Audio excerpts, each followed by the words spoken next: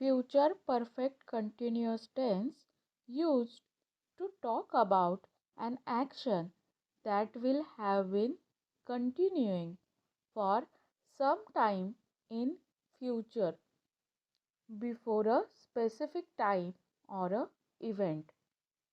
भविष्यात दुसरी क्रिया घडण्यापूर्वी त्या अगोदर काही काळासाठी एक क्रिया चालू असेल. ती भविष्यात एखाद्या वेळेपर्यंत चालू असणारी क्रिया दर्शवण्यासाठी फ्युचर परफेक्ट कंटिन्युअस टेन्स वापरतात.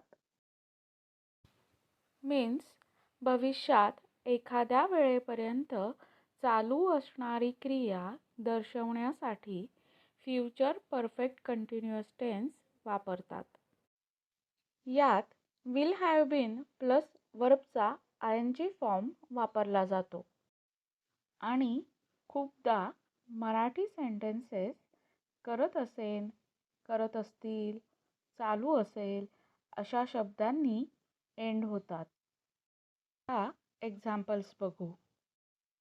पुढच्या आठवड्यात ह्याच वेळी मी प्रवास करत असेन. By next week at this time I will have been travelling. पुढच्या आठवड्यात याच वेळी मी प्रवास करत असेन. By next week at this time I will have been travelling. पुढच्या सोमवारी संध्याकाळी मी चित्रपट बघत असेन. By next Monday evening I will have been watching a movie. पुढच्या सोमवारी संध्याकाळी मी चित्रपट बघत असेन. By next Monday evening I will have been watching a movie. पुढच्या आठवड्यात याच वेळी मी प्रोजेक्टवर काम करत असेन. By next week at this time I will have been working on the project. पुढच्या आठवड्यात याच वेळी मी प्रोजेक्टवर काम करत असेन.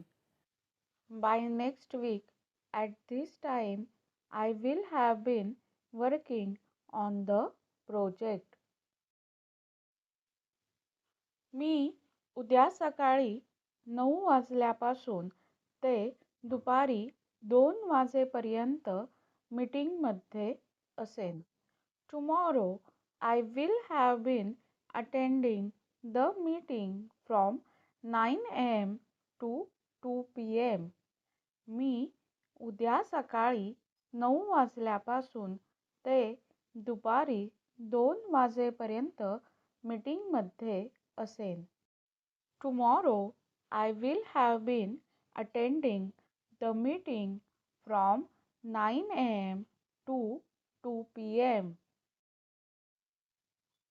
पुढच्या महिन्यात याच वेळी मी माझ्या परीक्षेचा अभ्यास करत असेन. By next month at this time I will have been studying for my exam. पुढच्या महिन्यात याच वेळी मी माझ्या परीक्षेचा अभ्यास करत असेन. By next month at this time I will have been studying for my exam. उद्या मी माझ्या नवीन मोबाईलवर माझा प्रोजेक्ट बघत असेन. Tomorrow I will have been viewing my project on my new mobile.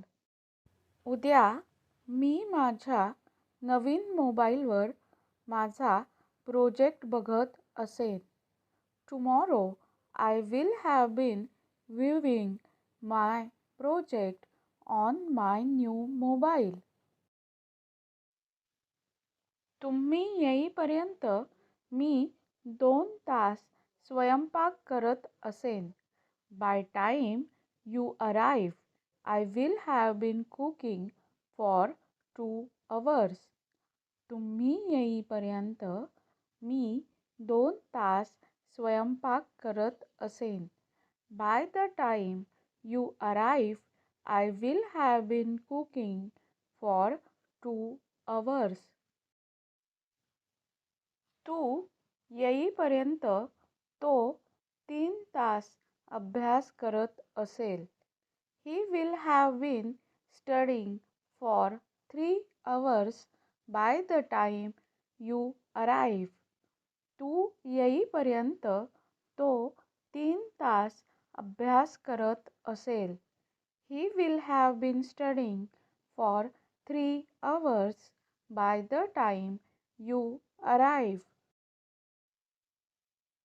घरी पोहोचण्यापूर्वी मी 4 तास गाडी चालवत असेन. I will have been driving for 4 hours before I reach home. घरी पोहोचण्यापूर्वी मी 4 तास गाडी चालवत असेन. I will have been driving for 4 hours before I reach home. ते अर्ध्या तासापासून तुमची वाट पाहत असतील. They will have been waiting for you for half an hour. ते अर्ध्या तासापासून तुमची वाट पाहत असतील. They will have been waiting for you for half an hour.